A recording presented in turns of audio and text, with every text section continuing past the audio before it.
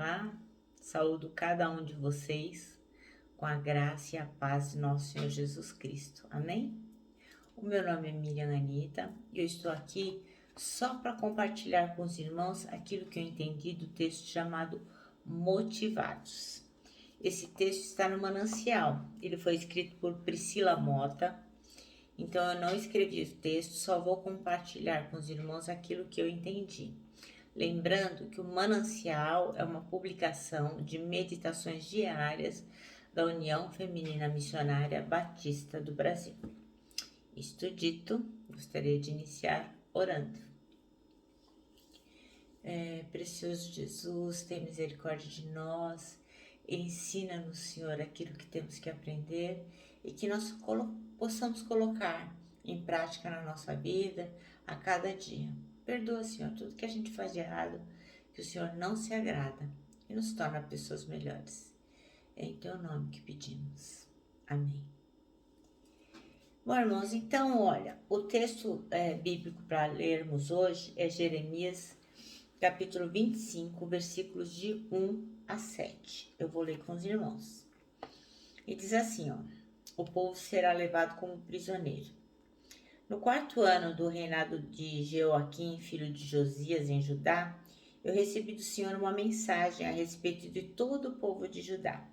Isso aconteceu no 1º ano do reinado de Nabucodonosor da Babilônia. Eu disse a todo o povo de Judá e a todos os moradores de Jerusalém: durante 23 anos, desde o ano 13º do reinado de Josias, filho de Amon, em Judá, até hoje, o Senhor tem falado comigo. E eu sempre lhes tenho contado o que ele disse, mas vocês não têm dado atenção.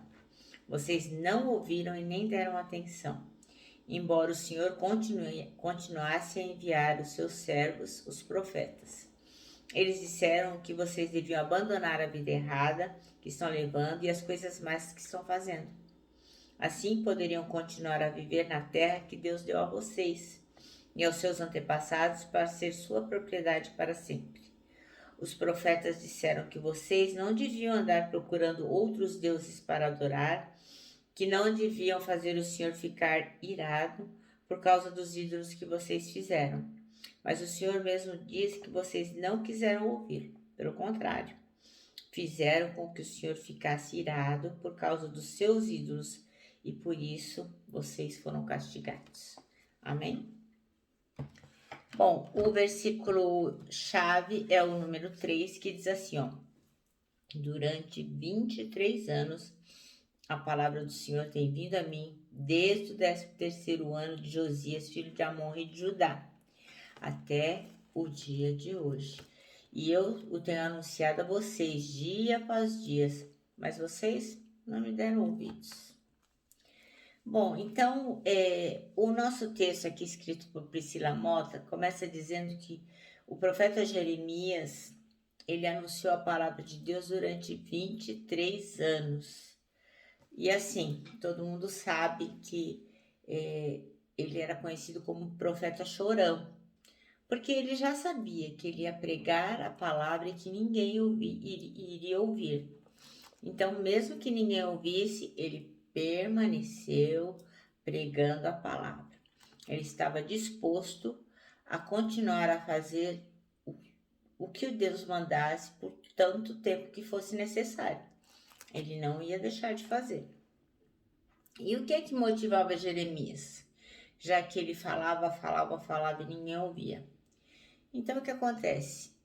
O que motivava Jeremias não eram as circunstâncias, não eram as coisas que aconteciam, não era pelo fato de que o fulano está ouvindo, ou o ciclano está dando atenção, ou talvez aquela pessoa esteja atenta. Não, ele não se fiava nas circunstâncias, mas em Deus. Então, ele anunciou nos dias do rei Josias. E naquela época também não tinha nada favorável para ele e ninguém escutava tão pouco. Mesmo assim, seu trabalho não deu certo e ele continuou pregando. Depois ele foi no período do rei Jeoaquim. Falou, pregou, trouxe a palavra, trouxe. As condições não eram favoráveis. E aconteceu o mesmo. As pessoas não ouviram, mas ele continuou pregando. Por quê? O que fazia com que ele continuasse seguindo em frente era o fato de saber que ele estava fazendo isso para Deus. Não era pelas coisas que aconteciam. Tipo, se alguém for me ouvir, aí eu vou pregar. Não, se ninguém me ouvir, eu não vou pregar. Não, ele fazia aquilo para o Senhor. Então, não eram as circunstâncias que estavam motivando Jeremias. Por quê? Porque as circunstâncias, elas mudam o tempo todo. Uma hora, como diz aquele rapaz lá, uma hora tá tranquilo e favorável, mas na outra hora já não tá mais, né? Então, é um terreno super instável e não dá pra gente alicerçar a nossa razão de continuar agindo, fazendo as coisas pelas circunstâncias. Porque se fosse assim, todo mundo tem problema, todo mundo tem chateação, todo mundo tem tristeza. Aí a gente vai falar, não vou fazer mais nada, não tá dando certo. Então, o texto diz aqui que a gente não pode se basear nas circunstâncias para fazer o que deve ser feito. Mesmo que a gente não perceba os resultados, mesmo que o resultado não seja imediato e mesmo que o resultado nem chegue. Porque a gente não sabe quais são os planos do Senhor. A gente não sabe o que Ele tem em mente. A ordem é que seja feita e nós temos que fazer. Então, a gente tem que se lembrar que os resultados do que fazemos cumprem o propósito de Deus na história, no tempo determinado por Ele, não no nosso. Então, assim, Jeremias nem tinha ideia porque que ele pregava e ninguém escutava.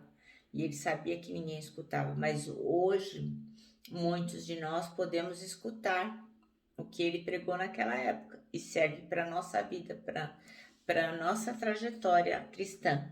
Então, algumas vezes demora para alguma coisa acontecer e isso pode nos fazer esmorecer, minando a nossa motivação.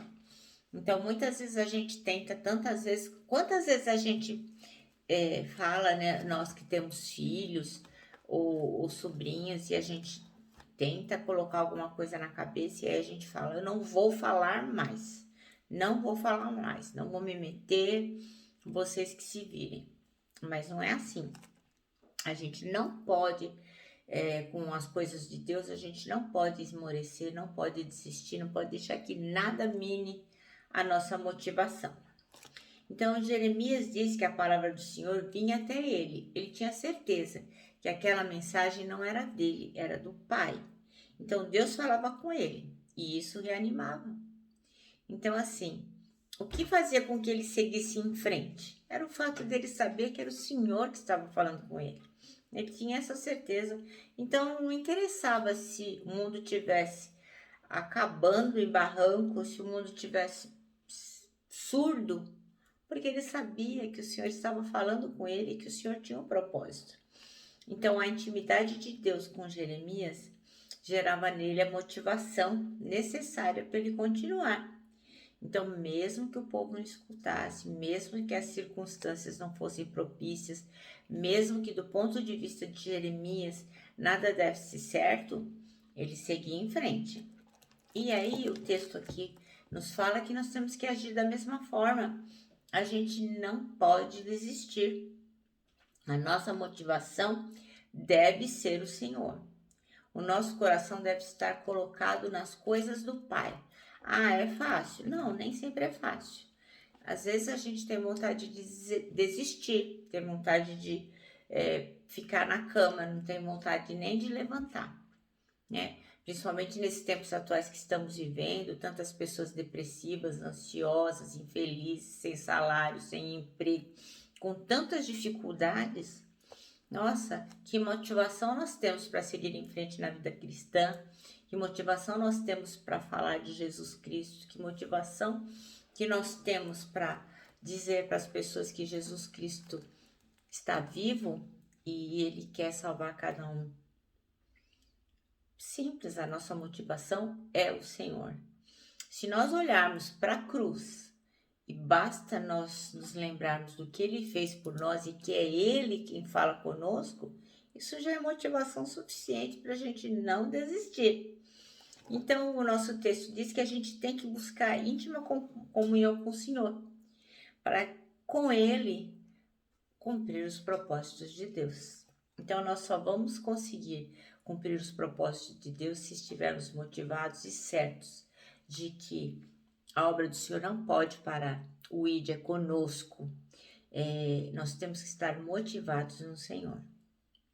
Então, eu vou contar para os irmãos uma pequena historinha. Ela se deu lá nos Alpes italianos. Então, existia um pequeno vilarejo que se dedicava ao cultivo de uvas. Então, é aquilo que os agricultores, os produtores faziam. Eles cultivavam uvas para a produção de vinho. E uma vez por ano, acontecia uma grande festa para comemorar o sucesso do cultivo. Então, todos os produtores se reuniam lá no lugar e a tradição exigia o quê? Que nesta festa, cada morador do vilarejo trouxesse uma garrafa do seu melhor vinho, daquele que tivesse feito o maior sucesso. E aí tinha um enorme barril e cada um dos moradores levava o seu melhor vinho e colocava dentro daquele barril, porque aquele barril ficava na praça central. Então, era uma festa anual e todas as pessoas faziam isso. Aí num dia desses de festa, um dos moradores pensou, por que eu devo levar uma garrafa do meu vinho tão puro, tão maravilhoso? Eu vou levar água. Porque afinal de contas, tem tantos produtores, tem tantos moradores no meio de tanto vinho, quem que vai perceber, né, que eu levei água? E aí ele pensou, assim, o meu vinho não vai fazer falta nenhuma. E assim ele pensou, no dia da festa, no dia de colocar o vinho do seu melhor vinho no barril, o que ele fez? Colocou água.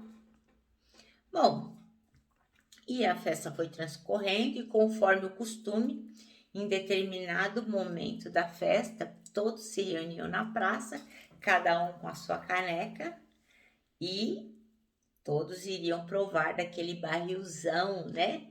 Porque essa fama desse vinho se estendia pela fronteira, além das fronteiras do país. Porque se cada um trazia o seu melhor, obviamente aquele barril ficava estupendo, máximo. Mas aí o que aconteceu? Na hora mais solene da festa, quando se abriu a torneira, um absoluto silêncio tomou conta da multidão. Do barril saiu água. Pois é, irmãos. Por quê? Porque cada um dos agricultores e moradores pensou assim: a ausência da minha parte não vai fazer falta. Então, esse foi o pensamento de cada um dos produtores. Então, muitas vezes a gente é conduzido por esse mesmo pensar. Tem tantos cristãos nesse mundo, tantas pessoas que se converteram, tantas pessoas para falar de Jesus, para fazer a obra do Pai, para trabalhar na igreja, para trabalhar para o corpo de Cristo, para ser hospitaleiro, para acolher, enfim, existem tantos cristãos. Se eu não fizer a minha parte, ninguém vai nem perceber. O outro vai fazer, né? Isso não vai ter a mínima importância. Então, essa história nos mostra o seguinte: se todos pensarem como aquele produtor que resolveu não levar o seu vinho e colocar água no barril, quer dizer, algo insípido, inodoro e incolor, quando o barril foi aberto, as canecas foram cheias de água. E assim é a nossa vida cristã. Se nós também não fizermos a nossa parte e acharmos que é obrigação do outro fazer, a obra de Deus vai ficar muito prejudicada. Então, o nosso profeta Jeremias, ele fez a parte dele. A despeito de ninguém dar ouvidos à sua pregação. É isso que nós temos que fazer. Nós temos que falar do amor de Deus, independente se as pessoas vão ouvir ou não. O nosso dever é cumprir aquilo que o Senhor nos pediu. Ó, vai por todo mundo, para toda criatura e prega a minha palavra. É isso. Bem, eu me despeço aqui com um abraço fraternal, com o meu abraço diário de ursa. E lógico, né? A nossa palavra de ordem que é saudades. Ah, deixa eu ler a última frase do manancial que eu já ia esquecendo. Senhor, quero ouvir a sua palavra todos os dias e fazer da nossa comunhão o único combustível da minha motivação. Agora sim,